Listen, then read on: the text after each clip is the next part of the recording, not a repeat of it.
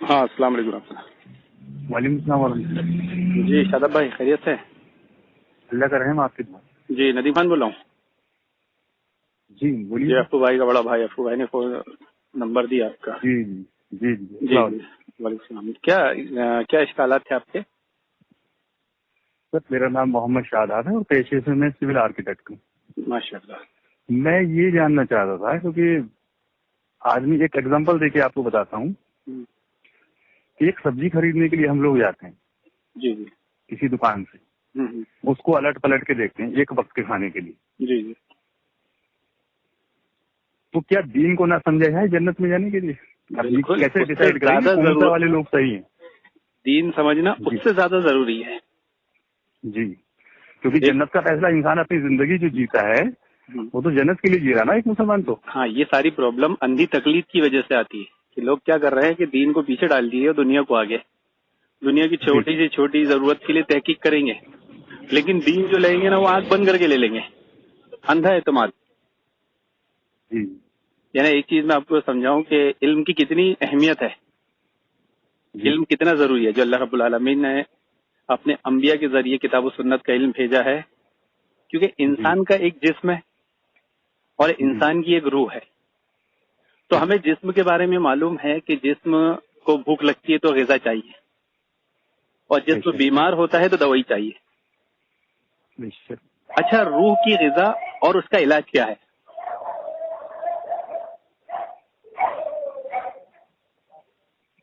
سمجھا؟ نالج تو نہیں رکھتا جی، لیکن یہ تو ایمان ہونا چاہیے۔ نہیں، میں جو پہلے سمجھا رہا ہوں آپ کو ایک چیز سمجھیے، جسم کو بھوک لگے تو غذا ہے اور بیمار ہو جائے تو دوائی ہے۔ اب غذا، روح کی غذا اور اس کا علاج کیا ہے؟ تو روح کی غذا ہے کتاب و سنت کا علم، کتاب و سنت کا علم، اور اس کا علاج بھی کتاب و سنت کا علم ہی ہے کہ جب وہ بگڑ جائے گی تو اس کو درست کیسے کیا جائے گا، جی جی، وہ کتاب و سنت کی علم سے ہی درست ہوگی۔ جی جی، تو اصل میں لیکن یہ لوگ تو یہ کہتے ہیں نا، ہمارے جو لوگ ہیں، جو عالم لوگ ہیں، وہ یہ کہتے ہیں کہ ہم لوگوں نے انہی تو کتاب اور سنت کو پڑھا اور سمجھا ہے، تاکہ ہم نے جبھی تو یہ دوسری کتابیں لکھی گئی ہیں۔ ہاں، تو یہ تو ان کے جھانسے ہے نا بھائی، وہ آپ کو سافٹ کرنے کے لیے، آپ کو صحیح میسج، کیونکہ آپ نہیں جانتے نا اس طرح سے۔ اور یہ اصل میں کس کے سامنے بولتے ہیں؟ جس کو کچھ بھی علم نہیں ہے ابھی کہ وہ ان کی بات کتنے درجے میں صحیح ہے، کتنی درست ہے۔ جب آپ کو علم آ جائے گا نا تو ان کو معلوم ہے، اگر آپ علم والے ہوئے تو کیا ہوگا، جب آپ کو علم آئے گا نا تو آپ کے جو عالم مفتی ہے نا، جب وہ ایک عبارت بولیں گے نا تو ایک عبارت میں آپ 10 غلطیاں نکال دیں گے، عقیدے کی، نہج کی، منہج کی، قاعدے کی۔ آپ بولیں گے اتنی غلطیاں، تو اس لیے تو آپ لوگوں کو لا علم رکھ رہے ہیں، اندھی تکلیف کرا رہے ہیں۔ جب کسی آدمی کو پتہ چل جائے کہ میرا عالم ایک عبارت لکھتا ہے یا بولتا ہے تو اس میں 10 غلطیاں کرتا ہے، عقیدے کی، منہج کی، لغت کی، تو اس پہ کیا بیتے گی پھر؟ وہ تو سارا ہی سسٹم پھر الگ ہو گیا نا سر۔ ہاں، تو یہ ہے ہی نا، سارا سسٹم ہی الگ ہے۔ جو ایک جماعت کا فیصلہ کیا گیا ہے کہ ایک لوگ ہوں گے وہ لا تزال طائفۃ من امتی ظاہرین علی الحق، میری امت کا ایک طائفہ ہمیشہ حق پہ رہے گا، نقصان پہنچانے والے سے نقصان نہیں پہنچا سکتے۔ یہ صحیح مسلم کی حدیث ہے 4950۔ جی جی، اور یہ حدیث کی شرح میں 1000 سال تک محدث، سر باقی کے سب جتنے بھی اور باقی فرقے ہیں وہ تو اسی کیٹیگری میں چلے گئے، پھر نان مسلم والی میں نہیں، وہ جہنم میں جائیں گے، نان مسلم میں جائے نہیں جائے لیکن جہنم میں جائیں گے، کیونکہ نہج سے ہٹ جائیں گے، منہج سے ہٹ جائیں گے، کہیں نہ کہیں وہ کفر و شرک کریں گے، کہیں نہ کہیں وہ جہالت کی موت مریں گے۔ تو اس حدیث کی شرح میں پہلے ایک چیز میں سمجھاؤں کہ جو میں نے حدیث بیان کیا تھا صحیح مسلم کی، یہ بخاری مسلم کی روایت ہے 4950۔ ہر مسجد مدرسے میں ملتی، چاہے دیوبندی کا ہو، بریلوی کا ہو، کوئی آپ کو حدیث نہیں بتائے گا۔ کیوں؟ کیونکہ اس حدیث کی شرح میں ہی امام نووی نے ایک نہیں 3 امام کے قول نقل کیے، خود اپنا نقل کیے، امام بخاری کا نقل کیے، شاید امام حنبل کا ہے، قاضی عیاض کا، اور خود کا ہے کہ اگر وہ گروہ اہل حدیث نہیں ہے تو میں نہیں جانتا وہ کون ہے، ہم نہیں جانتے وہ کون ہے۔ اور 1000 سال تک محدثین نے حدیث کی شرح میں کہا ہے کہ وہ گروہ اگر اہل حدیث نہیں تو ہم نہیں جانتے وہ کون ہے۔ اس میں امام ابو حنیفہ کے شاگرد بھی عبداللہ ابن مبارک، یزید بن ہارون، پھر امام سیوطی تک 1000 سال تک۔ جی تو اصل میں یہی ہے سب کہ آدمی اس حق جماعت سے جب ہٹے گا. دیکھیے ایک حدیث بخاری کی جو سب کو معلوم ہے، انما الاعمال بالنیات، کہ عملوں کا دار و مدار نیت پہ ہے. لیکن دوسری حدیث بہت کم لوگ جانتے ہیں کہ انما الاعمال بالخواتیم، کہ عملوں کا دار و مدار خاتمے پر ہے. اس لیے انسان کو اپنی ساری زندگی اس بات کی جستجو اور فکر میں رہنا چاہیے کہ یا ایھا الذین آمنوا اتقوا اللہ حق تقاتہ ولا تموتن الا وانتم مسلمون. اے ایمان والو اللہ تعالیٰ سے ڈرتے رہو جیسا اس سے ڈرنے کا حق ہے. دیکھو مرنا تو مسلمان مرنا. عملوں کا دار و مدار کہاں پہ آیا؟ خاتمے پر. ابھی ہم جی رہے ہیں، کتنے اچھے عمل کر رہے ہیں، لیکن خاتمے کی فکر نہیں ہمیں کہ یار میرا خاتمہ خراب نہ ہو جائے. تو یہ لوگ آپ کو خاتمے کی طرف سے پھیر دیں گے. ہم ہے نا، ہم کریں گے نا، لیکن منہج اہل حدیث آپ کو یہ چیز سکھاتا ہے، کیا جو انبیاء سکھاتے تھے، بیٹا دیکھو مرنا تو مسلمان مرنا. اور ہم بھی آپ کو یہ تنبیہ کریں گے، دیکھو سب کرنا، آخر میں آپ مسلم ہونا چاہیے. تو یہ پوری لڑائی اس بات کی ہے کہ آخر آپ کا اسلام پر ہو، اور شیطان چاہتا ہے کہ آخر آپ کا اسلام پر نہ ہو، کیونکہ سارے عملوں کا دار و مدار کدھر جائے گا؟ خاتمے پر. سر میں ایک بات اور واضح کرتا ہوں تھوڑی سی. جی. تھوڑا سا میں ہسٹری کا بھی بہت زیادہ دلچسپی رکھتا تھا. 2600 سال 2600 سال سے لے کے اب تک کی ہسٹری کو میں نے، انڈین ہسٹری جو ہے وہ پڑھی ہے میں نے. تو یہاں تک یہ کتابیں لکھی گئی ہیں، مولانا اشرف تھانوی صاحب ہوئے، حاجی امداد اللہ مکی ہوئے، عبدالرشید گنگوئی ہوئے، حسین احمد مدنی ہوئے، اور اس کے علاوہ احمد رضا بریلوی ہوئے. یہ اسی دور میں لکھی گئی ہیں 1857 کے ودروہ کے بعد. ٹھیک ہے سر. اب یہ کتابیں لکھی گئی ہیں اس دور کے اندر، اور اسی دور کے اندر جو ہسٹری کہتی ہے، جو برٹش میں بھی رکھی ہوئی ہسٹری، جو اوریجنل ہسٹری ہے ہماری، یہ کہتی ہے کہ اسی دور کے اندر 58,000 علماء کا قتل بھی ہوا. ہاں سب اہل حدیث ہے. تو سوالات یہ پیدا ہوتا، اس میں ایک کوشچن آیا تھا سر جس کے اوپر میرے کو شک پیدا ہوا. ہاں. کہ مہارانی وکٹوریہ اس ٹائم پہ وائسرائے ہیں ہندوستان میں، اور اس میں انہوں نے یہ لکھا کہ وہابی آندولن، اس کو وہابی آندولن کا نام دیا انہوں نے. جی جی. میں نے جانا چاہا وہابیت کیا چیز ہے.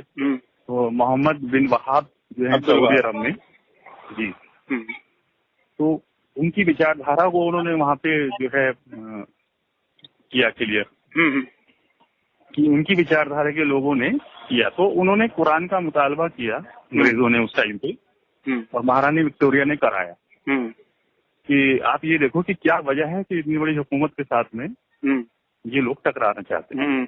کہ یہ لوگ غریب بھی ہیں، زیادہ پیسے والے بھی نہیں ہیں، زیادہ پاورفل بھی نہیں ہیں. معلوم یہ ہوا کہ انہوں نے یہ کہا کہ قرآن کا جو مسئلہ ہے اس کے اندر جو پڑھتا ہے اس کو، تو اس میں ڈر جو ہے، بزدلی جو ہے وہ ختم ہو جاتی ہے اس کو سمجھتا ہے.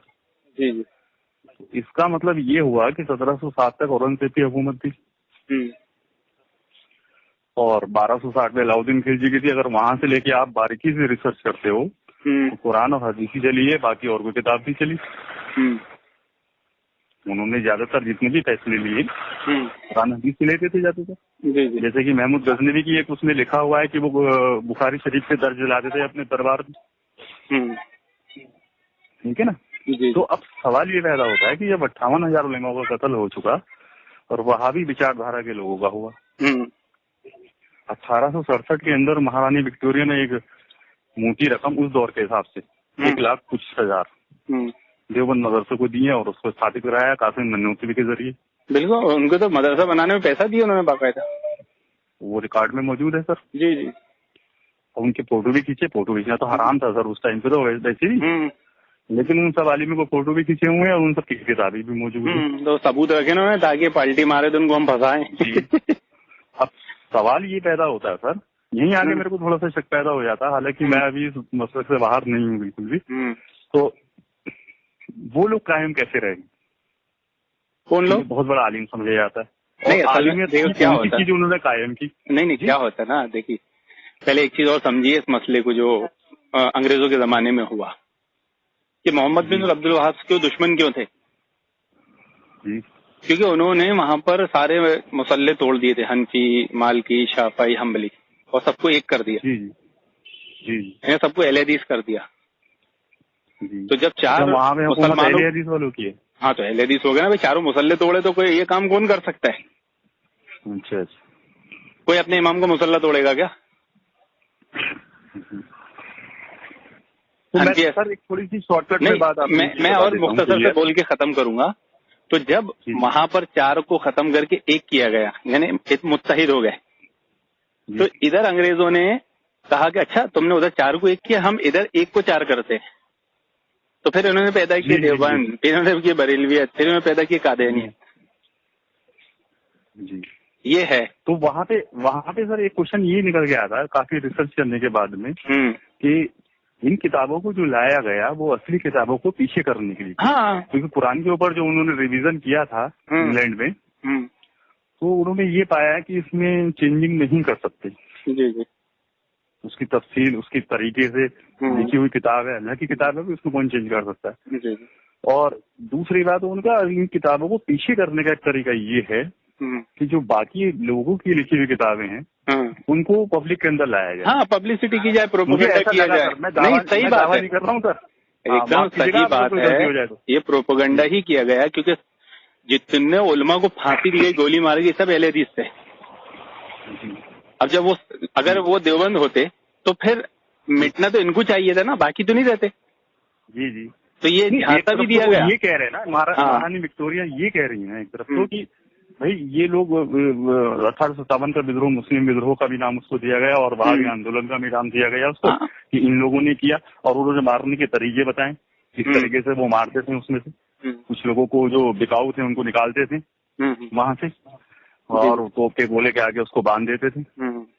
بہت سارے طریقے ہوتے تھے ان کے مارنے کے. خیر میں وہ لمبی تفصیل ہے, میں نہیں جانا چاہتا, لیکن کہنے کا مطلب یہ ہے کہ ایک طرف وہ مار رہے ہیں ان لوگوں کو, ان کی دشمنی ہے, اور دوسری طرف وہ مدرسے کو قائم کر رہے ہیں. یہ تو بھائی مین تو یہی چیز ہے نا کہ لٹریچر آپ جب تک نہیں پھیلاؤ گے لوگوں کا مائنڈ واش کیسے کرو گے. جی تو اس کے لیے یہ ہوا سر کہ جتنی یہ کتابیں آئیں, کیونکہ میں جماعت لائن سے بھی جڑا ہوا ہوں سر. جی جی اور میں بہت سارے اجتماعوں میں گیا ہوں, لیکن مجھے دکھ اس بات کا ہوا وہاں پہ کہ کبھی بھی حدیث کی بات اور قرآن کی بات نہ کر کے اور ٹائم کو اور کسی باتوں میں ادھر کی ادھر کی, اور کسی کے اوپر. اسلام اتنا چھوٹا مذہب نہیں ہے سر کہ اس کے اندر کوئی جھوٹ شامل ہو جائے یا کس سے کہانی ہو جائے. میں یہ سمجھتا ہوں اپنی سوچ میں جنرل بات اس میں آنی چاہیے. اللہ کی کتاب ہے, اللہ کی بات, اللہ کی کتاب کی وحدانیت کا اس کا ذکر ہونا چاہیے وہاں.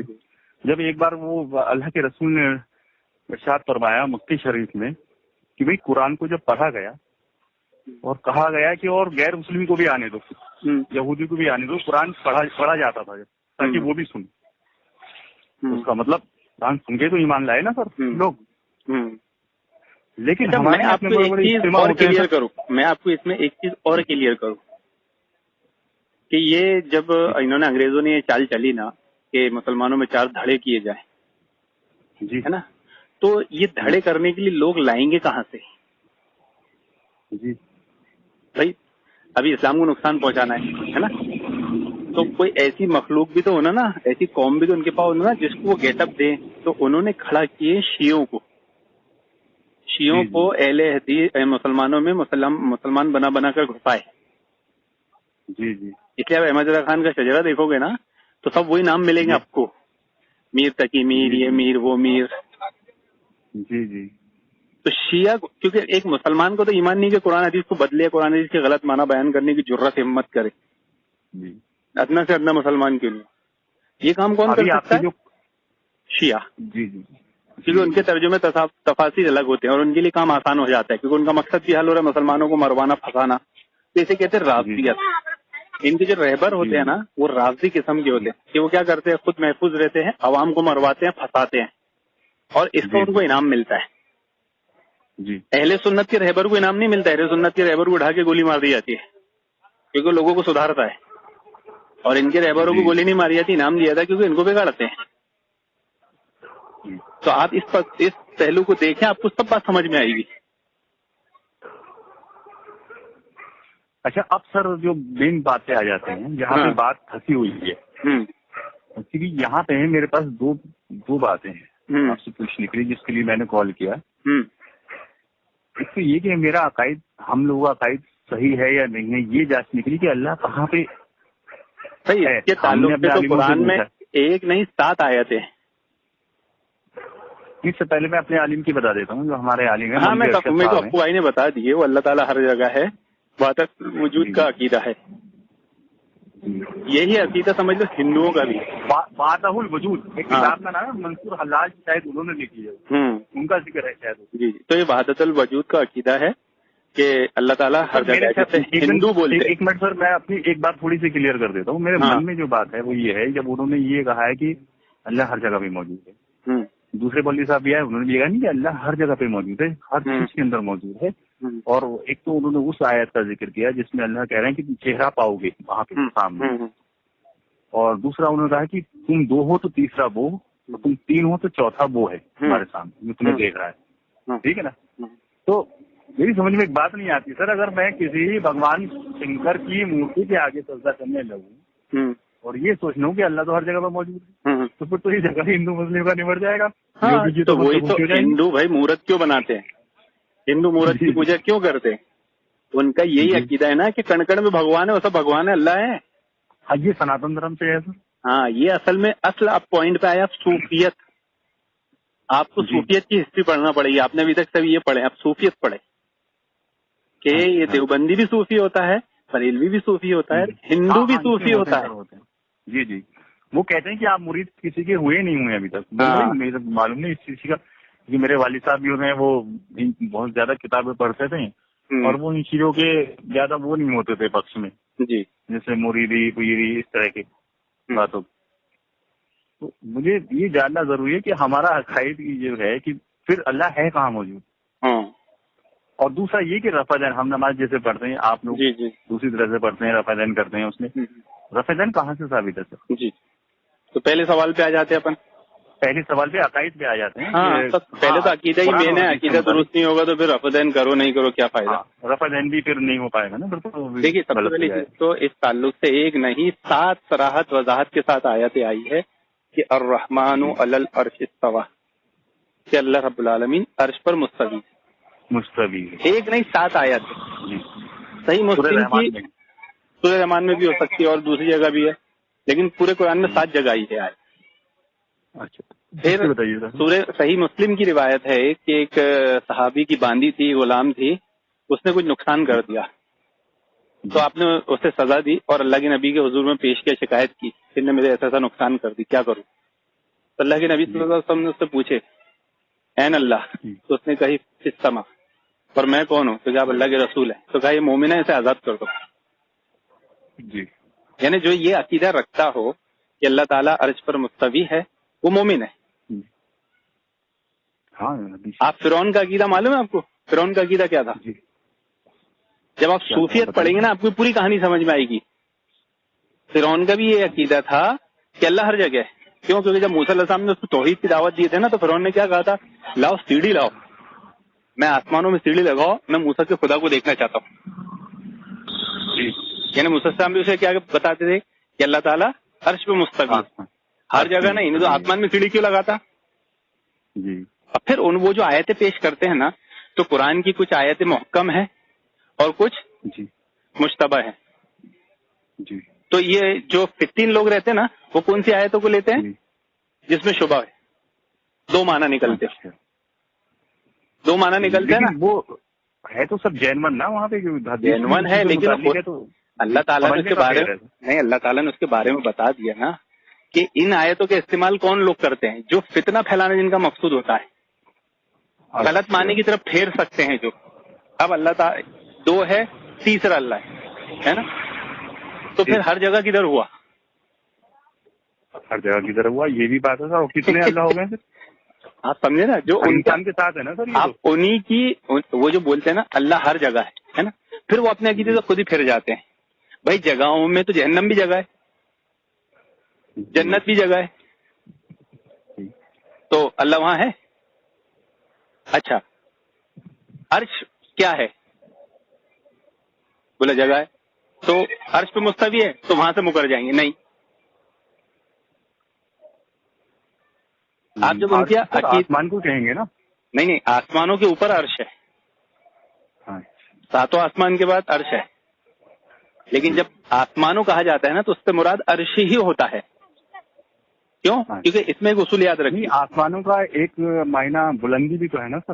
ہاں بلندی، عرش پہ اللہ تعالیٰ بلند ہوا. ہاں لیکن میں جو اصول بتا رہا ہوں نا آپ کو کہ جب جو لفظ بولا جاتا ہے، جیسے آپ نے جو لفظ بولے ہیں اور میں نے جو لفظ بولا ہوں، تو میں نے جو لفظ بولا ہوں اس کا معنی میں نے کیا لیا ہوں میں ہی بہتر جانتا ہوں کہ آپ جانتے ہیں، یا آپ نے جو لفظ بولے ہیں اس کا جو معنی مفہوم میں آپ جانتے ہیں، میں تو نہیں جانوں گا نا. تو اللہ تعالیٰ قرآن حدیث میں جب کوئی لفظ استعمال کرتا ہے تو اللہ رسول اس کا معنی کیا لیتے ہیں ہمیں وہ سمجھنا پڑے گا. ہمیں یہ نہیں سمجھنا پڑے گا کہ ہماری سمجھ میں کیا آ رہا ہے. نہیں، ہماری سمجھ تو وہاں پہ ختم ہو جاتی ہے. قرآن حدیث کا معاملے میں تو ہمیں سمجھ نہیں رہتی، یہ جو وہاں سے مل رہا ہے اسی کو اوپر نہیں تو وہ یہی نہیں لیتے نا. وَمَن يُشَاقِقِ الرَّسُولَ مِن بَعْدِ مَا تَبَيَّنَ لَهُ الْهُدَىٰ کہ راہ ہدایت آنے کے بعد پھر یہ نہیں ہو جائے گا کہ پھر اللہ کے رسول نے جو ہے کلام پاک کو کم سمجھا اور ہم زیادہ سمجھا رہے ہیں اور ہم سمجھا رہے ہیں. یہی اصل پوائنٹ پہ تم آگے، اصل پوائنٹ پہ آگے کہ قرآن حدیث کو جو اسلاف کی سمجھ سمجھنا، کیوں نا اسلاف صحابہ اکرام کہ جو راہ ہدایت آنے کے بعد جو اللہ کے نبی کی راہ چھوڑتے اور مومنوں کی راہ چھوڑتے. مومن سے مراد کون ہے وہاں پر؟ صحابہ.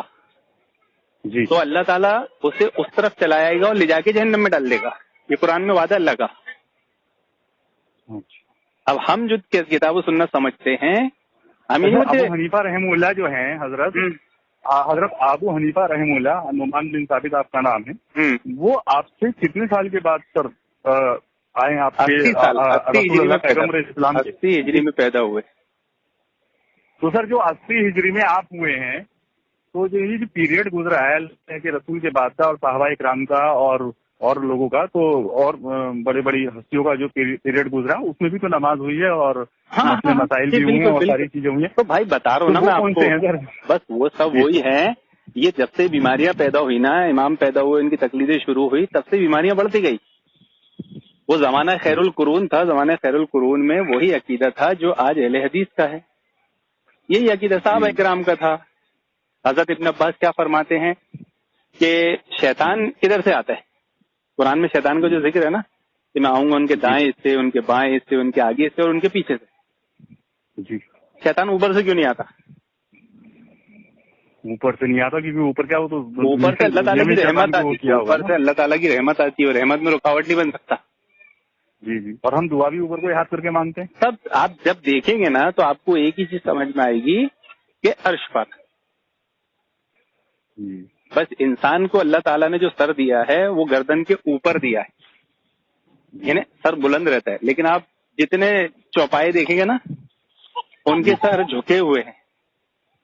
مخلوقات آپ دیکھو کہ ان کے سر جھکے ہوئے ہیں، لیکن انسان کا سر اٹھا ہوا ہے. کیوں؟ کہ یہ سر صرف اللہ کے سامنے جھکنا چاہیے، لیکن یہی انسان اللہ کو چھوڑ کر دوسروں کے سامنے جھکا رہا ہے. یہ بات تو آپ نے بہت پوائنٹ کی بتائی کہ باقی انسان کا ہی سر اوپر کو ہوتا ہے. اور اس کا مقصد بھی یہی ہے کہ بھائی یہ دیکھو انسان کو اشرف المخلوقات بنایا، تھے اتنی بڑی نعمت دیا، اب تیرا یہ سر صرف اللہ کے آگے جھکنا چاہیے. اب شیطان کی پوری کوشش ہوگی کہ وہ آپ کا یہ سر اللہ کے آگے جھکنے نہ دے، پہلی چیز. اور جب پہلی چیز سے آپ بچ جاؤ گے، یعنی بعض لوگوں کو اللہ تعالیٰ ہدایت دے دیتا ہے، تو پھر اس کی کوشش دوسری ہوتی ہے کہ یہ سر جھکے بھی اگر اللہ کے سامنے تو اس طریقے سے نہ جھکے جیسا محمد رسول اللہ نے بتایا ہے. اچھا، تو پھر جہاں سے کیسے آئے بھائی یہ امام کی نماز، وہ امام کی نماز، حنفی نماز، یہ نماز، وہ نماز، غوثیہ نماز، یہ شیطان کی دوسری چال. کل ملا کے جو جینون چیز ہے اس کو پیچھے کرنے کے لیے ڈپلیکیٹ چیزیں آگے لے کے آئی جائے. یہ سلو کمارا ابھی ایک چیز کا ابھی آپ نے ایک چیز بتائی ہے، سورہ اللہ عرش پہ مستوی ہے، ایک آیت کا بتایا، باقی اور 7 بتا رہے تھے نا. مختلف مقام پہ 7 آیت ہے. جی دوسری آیت بہت جگہ ہے، میں دے دوں گا انشاءاللہ اس پہ سب ڈیٹیل آپ کو، لیکن 7 مقام پہ آئی ہے یہ آیت. اور بھی ہے نا دوسری کہ اللہ تعالیٰ نے آسمان بنایا السلام کی ہے، جب عیسیٰ صلی اللہ السلام کو اوپر اٹھایا گیا. بھائی دیکھو سب سے پہلے ایک چیز بہت آسان نقطہ آپ کو دے رہا ہوں اور سمجھ لو کہ اللہ تعالیٰ مخلوق سے جدا ہے، اس پر اجماع ہے. اللہ تعالیٰ مخلوق سے جدا ہے. جی اب آپ نے ہر جگہ مان لی تو مخلوق میں حلول مان لیا آپ نے، جی بالکل. اور ہمارا عقیدہ کیا ہے؟ پھر تو وہ پتھر میں بھی ہے سب جگہ پہ, پھر سارے لوگ صحیح ہیں. نہیں, اصل میں وہ کیا ہوتا ہے نا کہ ایک بولنے کی مراد ہوتی ہے, جو لوگ جھانسا دیتے ہیں نا. ہمارا کیا عقیدہ ہے کہ اللہ تعالیٰ عرش پہ مستوی ہے اور اس کا علم ہر چیز کو گھیرے ہوئے ہے. جی. اب ایک آدمی اگر یہ عقیدہ اس الفاظ سے بولتا ہے, کہا گیا ہے کہ آپ ایک منٹ سر, جس میں صورت میں یہ کہا گیا ہے کہ آپ کا پروردگار وہ ہے جو کالی رات کو کالی پہاڑ کے اوپر کالی چیٹی کو دیکھ لیتا ہے, اور دیکھنا تو دور ہے, اس کے پیر کی دمک کو بھی سن لیتا ہے. ہاں, تو اس کا علم ہر چیز کو, اس کا علم ہر چیز کو محیط ہے نا, گھیرا ہوا ہے. نہیں, جتنا بھی ارتھ کی بات نہیں ہے, باقی سارے پلینٹ جتنے بھی گلیکسی, جتنے بھی سورج ہے, جتنے بھی تارے ہیں, وہ ساری چیزیں اس میں کاؤنٹ ہو گئی ہیں. سب کاؤنٹ ہو گئی. جی, یہ اللہ تعالیٰ کی طاقت قدرت بتائی گئی ہے. تو بس یہ سیدھا سا عقیدہ ہے, اللہ تعالیٰ عرش پہ مستوی ہے, اس کا علم ہر جگہ پھیلا ہوا ہے. جب آپ اس عقیدے پر آ جائیں گے آپ کبھی نہیں پھنسیں گے. اور ایک اصول اور یاد رکھیے کہ عین اللہ کے مسئلے پہ زیادہ بحث نہیں کرنا, ورنہ آدمی بہت جلدی کافر بن جاتا ہے. اچھا, کیوں؟ کیونکہ میں آپ کو ایک اصول سکھاتا ہوں, اور وہ اصول ہمیشہ گاٹ باندھ لے جب بھی آپ کو کوئی آ کے سمجھانے کی کوشش کرے کہ اللہ نے کتاب و سنت نے ہمیں اس مسئلے میں کتنا مکلف بنایا, یعنی ہم کتنا علم رکھ سکتے ہیں, ہے نا. یہ تو نہیں ہے کہ تم مجتہد بن جاؤ, مفتی بن جاؤ. تو اس کا ایک اصول یہ ہے کہ ہمیں اللہ تعالیٰ نے اتنا مکلف بنایا کہ بس ہمیں اتنا معلوم ہو کہ اللہ عرش پہ مستوی ہے. جیسے اللہ کے نبی نے بانی سے پوچھا این اللہ, اس نے کہا یہ آسمانوں میں, آپ نے کہا مومنہ ہے. اب یہ نہیں پوچھے یہ آیت کا کیا مطلب ہے, وہ حدیث کا کیا مطلب ہے, وہ امام نے کیا کہا. اتنا ہی مکلف بنایا. دو باتیں سر, صرف یہ دو باتیں بس تھوڑا سا ذہن کے اندر یہ بیٹھ جائے, اور اس کے بعد تو پھر یہ نہیں ہوتا سر کہ پھر آگے کچھ پوچھنے کا کوشچن ہی نہیں ہوتا. پھر تو یہ ڈیسائیڈ یہ ہو جاتا ہے کہ ہاں یہی راستہ سیدھا ہے. جی جی بھائی, یہ سیدھا راستہ یہ ہے کہ آپ اتنے مکلف بن جائے کہ آپ کو اتنا معلوم ہو, اور بس اب جب آپ اس اصول پہ ڈٹ گئے تب آپ کو سمجھ میں آئے گا کہ شیطان صفت لوگ آپ کو اسی منہج اسی موقف سے ہٹانے کی پوری کوشش کریں گے. اچھا سر, میں ایک تھوڑی سی بات روک کے یہ کہتا ہوں بیچ میں. ابھی میں نے مفتی صاحب سے بات کی تھی, ہمارے وہاں پہ ایک پروجیکٹ چل رہا ہے بجنور میں, وہاں پہ ایک مفتی صاحب ہیں. میں نے ان سے کوشچن کیا تھا, دراصل ایک ویڈیو آیا تھا سعودی عرب سے. ان کی وہاں کے جو مفتی ہیں وہاں پہ کچھ فتویٰ دینے کا طریقہ الگ ہے, وہ کچھ ہفتے کے بعد دیتے ہیں. جو کوئی کوشچن آتا ہے تو اس کے اوپر کئی سارے مفتی بیٹھتے ہیں, اس کے بعد میں پھر وہ دیتے ہیں. جو مکہ مکرمہ کے مفتی اعظم ہیں ان کا تھا وہ, تو انہوں نے فضائل اعمال کو جو ہے, کوئی صاحب ہیں ڈاکٹر طالب الرحمان صاحب, انہوں نے فضائل اعمال کے کچھ حصوں کو جو ہے وہ عربی میں ڈب کیا تھا اور وہ سعودی عرب میں بھیجا تھا. تو انہوں نے اس کے اوپر ایک فتویٰ بھیجا تھا. ہاں, بن باز رحمہ اللہ نے کتاب لکھی ہے نا, فتویٰ حقائق. جی, وہ مکہ کے مفتی وغیرہ رہ چکے ہیں نا, بن باز رحمہ اللہ ہے, تو انہوں نے کتاب لکھی ہے فتویٰ حقائق. اس میں پورا فضائل اعمال کا پوسٹ مارٹم ہے. بہت چھوٹی سی کتاب ہے, وہ لے لیجیے آپ. جی, اچھا. نہیں, انہوں نے یہ کہا سر وہاں پہ کہ یہ کتاب شرک عقائد ہے اور اس کو مسجد پہ رکھنا جو ہے وہ حرام ہے, یہ کہا انہوں نے. ہاں بالکل صحیح بات. ویڈیو میں نے اپنے مفتی صاحب کو بھیجی, تو وہ میرے سے اتنے زیادہ خفا ہوئے, حالانکہ اس مدرسے کا, ان کا بینکٹ ہال, ان کا سب کچھ میں نے ڈیزائن کیا. تو سمجھ میں نہیں آیا کہ انہوں نے سیدھا میرے واٹس ایپ کے اوپر ایک تو کہہ کے بات کری سر, فوراً پہلے نمبر پہ. ایسے سے ہے, میں نے کوشچن پوچھا کہ پہلے یہ بتاؤ, انہوں نے یہ لکھ کے بھیجا کہ پہلے آپ یہ بتائیے کہ آپ تحقیق کیا کرتے ہیں, اور سوال کرنا تمہیں پتا کتنا بڑا گناہ ہے. اس طرح سے کیا یہ کہاں سے آگے سوال کرنا گناہ ہے؟ انہوں نے یہ کہا میرے سے کہ آپ کفر کی طرف بڑھ جاؤ, جبکہ اللہ کے نبی سوال خود کیا کرتے تھے. صحابہ اکرام اللہ کے نبی سے سوال کرتے تھے, کوئی بات بنا سوال کیے سمجھ اور سمجھائی نہیں جا سکتی. اگر ایک بچہ اسکول میں چلا جائے اور اس کو بول دیا جائے بیٹا سب کرنا سوال مت کرنا, وہ پاس ہو سکتا ہے؟ جی. تو یہ سوال اسی لیے وہ کفر بتا رہے ہیں کہ ان کا کفر ظاہر ہونے والا ہے, اور انہوں نے دیکھ لیے کہ اب آپ ہاتھ سے نکل گئے تو آپ پر ٹائم ویسٹ نہیں کریں گے, وہ آپ کے ساتھ اخلاق سے پیش نہیں آئیں گے. جی, اب آپ سے تو تڑا کو ایسی بات ہوگی اور آپ پہ فتوی آ جائیں گے, گمراہ ہو گیا. کیونکہ اب ان کو جو بٹیر بچی ہوئی ہے نا, یہی کہا انہوں نے کہ آپ جو ہے اس طرح کی باتیں کرتے ہیں. میں نے کہا میرے کوشچن کا جواب آپ نہیں دے رہے ہیں اس میں, جس چیز کے اوپر وہ اس کا بیان کر رہے ہیں وہاں پہ. دیکھو میں آپ کو ایک چیز شارٹ میں بتاتا ہوں کہ وہ جس چیز کی روٹی کھا رہے ہیں نا, انہیں لوگوں کو گمراہ کرنے کی ڈیوٹی دی گئی ہے. جی, اور جو ہاتھ سے نکل جاتا نا, جی, ہدایت کی طرف جاتا ہے تو اس پہ انرجی ویسٹ نہیں کرتے وہ، بلکہ اس کو بدنام کرنا شروع کر دیتے ہیں، کیونکہ جو بٹیر ان کے پاس بچی ہوئے ہے نا، ان کو ایسا ہو جاتا ہے کہ وہاں کھڑی ہوئی پبلک کو جو ہے وہ بھڑکا دیتے ہیں. ہاں وہ بھڑکائیں گے، کیونکہ ان کو بچانا ہے. آپ تو چلے گئے ہاتھ سے، اب آپ کو بدنام کرنا ہے، اور اپنے جو جس کام پہ ان کو مامور کیا گیا ہے وہ ان کی روزی روٹی ہے. تو یہ ان کا اسٹائل ہے، اور جب تک آپ گمراہ رہیں گے نا، آپ سے بہت اخلاق سے پیش آئیں گے. اور جیسے ہی آپ نے ان پہ سوال کیے تو آپ سے زیادہ خطرناک بدتمیز کوئی نہیں. یہ صوفیوں کا اسٹائل ہے.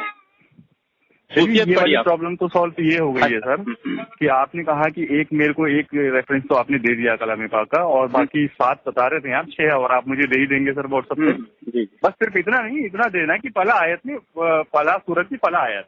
جی جی باقی میں خود دیکھ لوں گا سر. جی جی. اچھا دوسرا یہ، اور تھوڑا سا ریفرنس ویسے بھی ہو جائے گا کہ ترجمانی یہ ہے، رف الدین جو ہے وہ نبی کریم صلی اللہ علیہ وسلم سے ثابت ہے. اور جس طرح یہ آپ کے مفتی صاحب حدیثیں گنتے ہیں نا، جی وہ مفتی صاحب کو جو اسٹائل ہے حدیثیں گننے کا، ویسے حدیثیں گنیں گے تو رف الدین کرنے کی ایک نہیں 400 حدیثیں مل سکتی. نہیں، ان کا جو موقف ہے انہوں نے جو مجھے بتایا ہے ہمارے عالم نے، جب ان سے پوچھا گیا ہے بھائی یہ لوگ ایسے کرتے ہیں آخر ہم میں سے صحیح کون ہے؟ بھائی وہ کرتے ہیں، یہ بھی کرتے ہیں، آپ کہہ رہے ہیں بار بار وہ یہ بھی ہیں، بریلوی بھی ہیں، باقی اور بھی بہت سارے فرقے ہیں، لیکن کوشچن یہ پیدا ہوتا کہ وہ کون سا ہے جو مضبوط رسی اللہ کے رسول نے کہا کہ اس مضبوط رسی کو پکڑ لینا. یہی ہے ایک فرقہ جس کے بارے میں بات کی گئی ہے، ایک گروہ کے بارے میں جو بات کی گئی ہے. میں نے ان سے یہی کہا، میں کہ آپ مجھے یہ بتائیے گا تو پھر یہ کون سا ہے، اور پھر یہ نماز الگ الگ کیسے ہوئی؟ اس دور میں نماز جو ہوتی تھی مجھے وہ بتائیے آپ کو کون سی. تو انہوں نے اب ریفرنس کیا دیا، آپ یہ سن لیجیے. انہوں نے ایک حدیث بیان کی عبداللہ ابن مسعود رضی اللہ عنہ سے، جی سنن ترمذی ہیں شاید سنن ترمذی کے سوری، سفیان سوری ان کے وہ ہیں، سفیان سوری. ہاں جی. تو یہ اصل میں کیا ہے، جہاں پر یہ حدیث ہے نا سنن ترمذی میں، وہ آپ کو آدھی بات بتا رہے ہیں. وہی حدیث کے پہلے آپ جا کر دیکھیں گے تو وہاں سفیان ثوری نے امام ابو حنیفہ کے شاگرد عبداللہ ابن مبارک کا قول نقل کیا ہے، اور کیا کہا ہے یہ حدیث ثابت نہیں. یہ حدیث نقل کرنے سے پہلے امام ترمذی یہ بتا چکے ہیں، لیکن یہ دھوکہ کیا دیتے ہیں کہ وہ بات نہیں بتاتے اور یہ بتاتے ہیں. نہیں، یہ حدیث کیا ہے سر؟ ثابت نہیں ہے. ثابت یعنی کہ اس کا مطلب موضوع ہے، ضعیف ہے. اچھا اچھا. اور ضعیف حدیث سے عبادت ثابت نہیں ہوتی، کوئی بھی مسئلہ ثابت نہیں ہوتا، یہ خود حنفیت کا اصول ہے. نہیں، یہ کیسے پتہ لگے کہ ضعیف ہے؟ اس کا کوئی پروف؟ پروف کیا ہوتے ہیں نا کہ جو صحت پر حکم لگتے ہیں محدثین لگاتے ہیں، جو راویوں کے حالوں کو بہتر جانتے ہیں. جی بالکل. اب وہ تو بات کی بات ہے نا، جب آپ جس کتاب سے حدیث لے رہے ہو اس کتاب کا جو مصنف ہے، جب وہی خود یہ بات نقل کر کے بول رہا ہے کہ حدیث ثابت نہیں ہے اور پھر نقل کر رہے ہیں، میں آپ کو 100 کا نوٹ دے رہا ہوں یہ نقلی ہے. جی. ہاں، تو اب آپ اس کو چلائیں گے، اس کی تحقیق کرنے جائیں گے نقلی کیوں ہے؟ یہ بات تو کلیئر ہے سر. اب آپ بولو گے نہیں میں تحقیق نہیں کروں گا، بس میں اس کو چلاؤں گا، تو پھنسو گے کہ نہیں؟ بالکل. تو جب امام ترمذی نے اس کی کتاب میں یہ بات، امام ترمذی نے اس کتاب میں لکھ دی ہے کہ کتاب یہ حدیث ثابت نہیں ہے، محدثین کے نزدیک یہ حدیث ثابت نہیں ہے، اہل حدیث کے نزدیک حدیث ثابت نہیں ہے، اور ایک نہیں رفع الدین کرنے 400 حدیث ہے، اور بخاری میں حدیث رفع الدین کرنے کی. جی. امام ترمذی کسی کے شاگرد ہیں؟ سر مجھے بتا سکتے ہیں کہ آپ رفع الدین کرنے کی حدیث کچھ؟ ہاں بہت ساری ہے بھائی. عبداللہ ابن عمر کی حدیث ہے نا بخاری میں، اللہ کے نبی ہم رکوع میں جاتے رفع الدین کرتے، رکوع سے اٹھتے رفع الدین کرتے، دونوں سجدوں کے درمیان رفع الدین نہیں کرتے. کتاب الصلاۃ میں پڑھی ہے بخاری میں. تو بخاری میں نمبر وغیرہ یہ ہاں والیوم 1 یا والیوم 2 میں مل جائے گی آپ کو، والیوم 1 میں مل جائے گی اینڈ میں کتاب الصلاۃ. اچھا میں یہ بات کلیئر کر دوں کہ انہوں نے اگلی بات کیا کہی سر. ہاں میں نے ان سے یہ پوچھا وہاں پہ کہ کیونکہ ہمارا پیشہ کچھ ایسا ہے نا سر، کسی بلڈنگ کے اوپر کام کرتے ہیں تو اس میں ایک اپنے دماغ کی اپج پیدا کر کے جب اس کو استھاپت کرتے ہیں اس چیز کو، تو اس میں برین کا ہی ورک ہوتا جاتا تھا. کیسا ہونا چاہیے، کیسا نہیں ہونا چاہیے، نقل نہیں ہونی چاہیے، الگ طرح کا ہونا چاہیے، اسٹرکچر کیسا ہونا چاہیے، کیسے وہ رکنا چاہیے، تمام چیزیں ہوتی. تو اسی طرح سے ذرا تھوڑا سا سوال کرتے کہ عادت ہماری لائن کے لوگوں کو ہوتی ہے سر زیادہ. تو کہنے کا ریزن یہ ہے سر، میں نے ان سے کہا مفتی صاحب سے کہ آپ نے جو یہ حدیث مجھے بیان کی بالکل صحیح ہے. جب وہ کہہ رہے ہیں کہ حدیث ہے اور ہے تو بالکل صحیح, میں نے تو یہی سمجھا سر اس ٹائم پہ. لیکن انہوں نے کہا کیا, جب پڑھ کے سنایا اس کو, تو اس میں انہوں نے یہ سنایا میرے کو کہ عبداللہ ابن میں نے دیکھا, جو وہ ہیں راوی ہیں جو دیکھنے والے ہیں وہ بتا رہے ہیں اس کو, کہ میں نے دیکھا عبداللہ ابن مسعود کو کہ انہوں نے ایک بار رفع دین کیا صرف, پھر نہیں کیا, اور باقی بیٹھنے کے بعد اتحیات کے اندر انہوں نے اپنے گھٹنوں سے جو آگے ہاتھ رکھے ہیں جان کے اوپر رکھا اور پھر رفع دین کیا. مطلب رفع دین وہاں نہیں بتایا انہوں نے, بس انہوں نے اتنا کہا کہ دیکھو یہاں پہ یہ ثابت ہے. پھر انہوں نے پوری پڑھی اس کو. میں نے ان سے یہ کہا, ایک کوشچن میرے دماغ میں آیا تھا کہ 1% آدمی صرف دیکھ رہا ہے, بات نہیں کر رہا. اکثر ہم لوگ نماز پڑھتے ہیں تو بھول بھی جاتے ہیں سر بیچ بیچ میں, کبھی کبھی ایک رکعت کم بھی ہو جاتی ہے اور بھول بھی جاتے ہیں. مطلب تو یہ کیا گارنٹی ہے کہ اگر ہم کوئی نماز پڑھ رہے ہیں اور ہمیں کوئی آدمی دیکھ رہا ہے اور ہم اس نماز کے اندر کوئی چیز بھول گئے اور اس نے اس کو کیچ کر لیا, تو وہ چیز کیسے صحیح ہو جائے گی؟ ہو سکتا ہے کہ وہاں کوئی بھول ہو گئی, وہ تو دیکھ ہی رہا ہے نا, دیکھی ہوئی بات بتا رہا ہے. یہ ایک لمبی بحث ہے, یہ مضبوط چیز نہیں تھی. نہیں, یہ ایک لمبی بحث ہے اور اس کو سمجھنا کرنا ایک عام آدمی کے بس کا نہیں ہے, ہے نا. تو ہم کو کیا, میں نے جو اصول سکھایا آپ کو کہ کسی معاملے میں ہم کو کتنا مکلف بنایا گیا. آپ کے پاس جو ورکر ہے اور آپ جو کام کرتے ہو, آپ کو اس میں کتنا مکلف بنا گیا. جتنا مکلف بنا ہے اتنا ورک کافی ہوگا نا آپ کے لیے. بھائی میں انجینئر ہوں, میرا یہ کام میں نے کر دیا. اب وہ موسم خراب ہو رہا ہے, تمہارا پلاسٹر سڑ جا رہا ہے پانی سے, ہوا سے, تو وہ اس کا مکلف میں نہیں. میرا کام تھا اسٹرکچر بنا کے دینا, میں نے بنا دیا. تو اس مسئلے میں جتنا ہم کو مکلف بنایا جاتا ہے, تو ہمارے دیکھیے کیا اصل ہے, جو اصول جانیے اور اصول پر ایمان لانا اور اس پہ ڈٹ جانا, یہ اہل سنت ہے.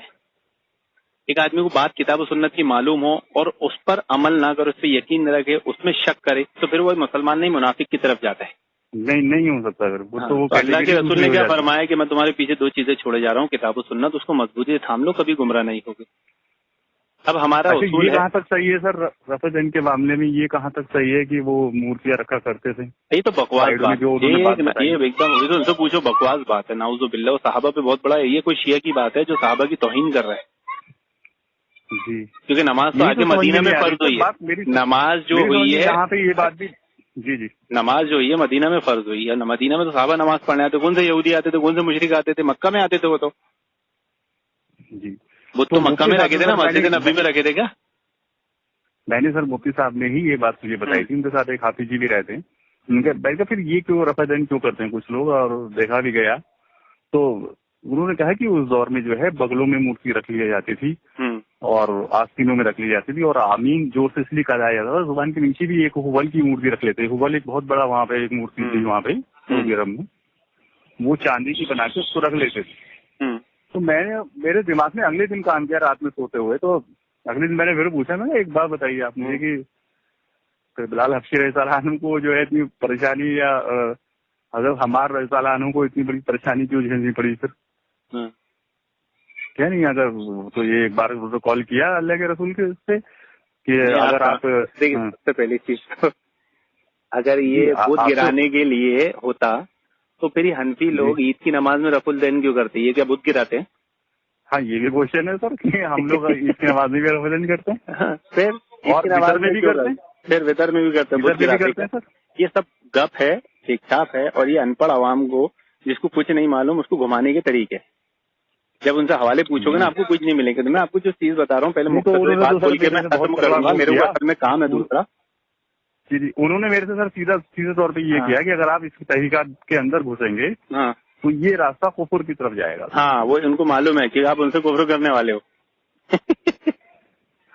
ہاں دیکھیے اصول یاد رکھ لیجیے, جو بات کتاب و سنت کے مطابق آئے گی ہم کو لینا ہے. جی ہے نا.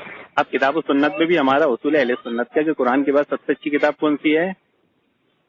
حدیث ہے, بخاری ہے, مسلم ہے نا. بولتے تو ہیں, اب بولنے سے ہوگا کہ عمل کرنے سے بھی ہوگا. منافق بولتا ضرور ہے, عمل نہیں کرتا. تو جب ہم بولتے ہیں تو عمل بھی کریں گے نا.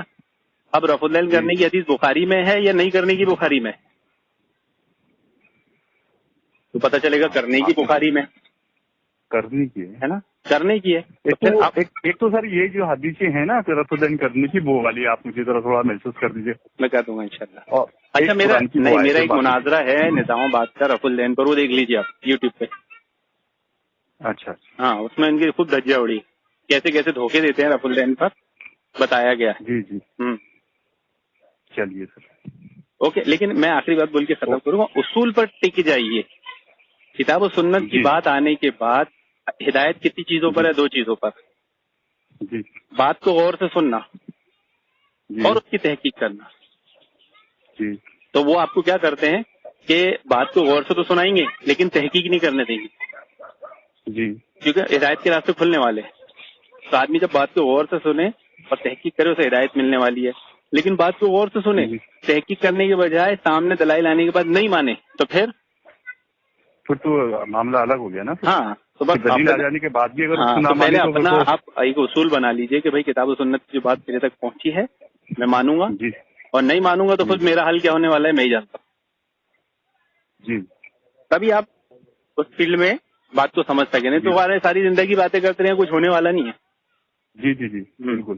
یہ جو عقیدہ ہے یہ اس پر اجماع ہے، اتفاق ہے، اللہ تعالیٰ اس پر مستوی ہے. جی اور یہ جو عقیدہ ہے اللہ ہر جگہ موجود ہے، صوفیوں کا ہے. بلکہ اسے بولا ہے تو کفر بھی بول سکتے ہیں آپ، اللہ تعالیٰ کی شان میں گستاخی بھی بول سکتے ہیں. اور اللہ تعالیٰ کے تعلق سے اللہ تعالیٰ نے کہا ہے کہ جس چیز کا علم نہیں تو اس بارے میں بولا مت کرو. اللہ تعالیٰ کی ذات کا علم ہی نہیں ہے تمہیں اور تم اس بارے میں بات کر رہے ہو، کتنا بڑا ظلم ہے. جی جی اللہ نے جتنا مکلف بنایا میں عرش پہ مستوی ہوں بس کافی ہے. جی کیسے ہے ہم کو نہیں معلوم، کیفیت میں ہم نہیں جاتے. سمجھ گئے؟ جی اب آپ کا اصول ہے، آپ کو اصول دے دیا گا. بخاری سے رف الدین کی حدیث ہے، اب صلو کما رأیتمونی اصلی، اسی طرح نماز پڑھو جس طرح مجھے نماز پڑھتے دیکھتے ہو، نبی کا حکم ہے. اب آخرت میں سب سے پہلے کیا ہوگا آپ کے ساتھ کہ نماز کا حساب ہوگا. نماز درست نکل گئی نا تو باقی کی منزلیں آسان ہیں. سر آپ یہ تو بتائیے کہ حدیث پوری پڑھ کے دیکھو کہ کس طرح سے آپ نے اس حدیث کا حوالہ دیا، اس میں کیا کہا جا رہا ہے کہ کس طرح سے نماز اللہ کے رسول نے پڑھی. ہاں وہ ہے نا، اللہ کے نبی رکوع میں جاتے تو رف الدین کرتے، رکوع سے اٹھتے رف الدین کرتے. اور ابو داؤد میں ایک حدیث ہے جس میں 11 صحابہ کی شہادت ہے. ایک صحابی نے نماز پڑھ کے بتائی 4 رکعات، اس کے 10 صحابہ نے اس پر وہ کیا، گواہی دی ہاں ایسے ہی نماز پڑھتے تھے. ہاں شہادت گواہی ہوئی. اس میں کوئی وہ نہیں ہے، بے شمار حدیث ہے رف الدین کے اوپر، کتابیں بھی امام بخاری نے لکھی جزء رف الدین وغیرہ. لیکن پہلے نماز کے تعلق سے آپ یہ سوچ سمجھ لیجئے کہ ہماری نماز جو ہونا چاہیے نا نبی کے طریقے والی ہونا چاہیے تو آخرت میں کامیابی ہے. اور نماز منہ پہ مارتی گئی تو کیا ملنے والا ہے؟ تو شیطان پوری کوشش کرے گا، میں نے جو بتایا تھا کہ آپ عبادت بھی کریں تو کس کے طریقے پر نہ ہو، نبی کے طریقے پر. کیونکہ کلمہ جو پڑھتے ہیں نا آپ لا الہ الا اللہ محمد رسول اللہ، اس کے کچھ تقاضے ہیں. اور اس کا ایک تقاضا یہ ہے کہ عبادت جو کی جائے گی وہ ایسے کی جائے گی جیسے نبی کریم صلی اللہ علیہ وسلم نے بتایا ہے، آپ کی زبان مبارک سے مشروع ہوا ہے، آپ نے عمل کر کے بتایا ہے. یہ شرط ہے تبھی آپ کا کلمہ درست ہے. اگر عبادت آپ کی ویسی نہیں ہے تو آپ لاکھ لا الہ بولتے رہو، کچھ کام نہیں ہونے والا. یہ کلمے کا ایک تقاضا ہے. اور یہ آپ کو عبادت سے پھیرنا مطلب کلمے سے پھیر رہا ہے. جی نبی کے طریقے پہ عبادت کرنے سے پھیر رہے نا، مطلب کیا پھیر رہے ہیں آپ کو؟ اس کا تعلق کس سے؟ توحید سے. توحید سے پھیر رہا. اب توحید نہیں ہوگی تو آپ کامیاب ہو سکتے ہیں؟ نہیں. چلیے اوکے، کافی ٹائم ہو گیا، ابھی میں دوسرے کام بھی بات کرتے ہیں انشاءاللہ. جی انشاءاللہ. بس یہ حدیث وغیرہ اور ہاں میں انشاءاللہ بھیج دوں گا، خود آپ کو ہی دے دے گا، وہ آپ کو ہی دے دے گا آپ کو. جی چلیے السلام علیکم.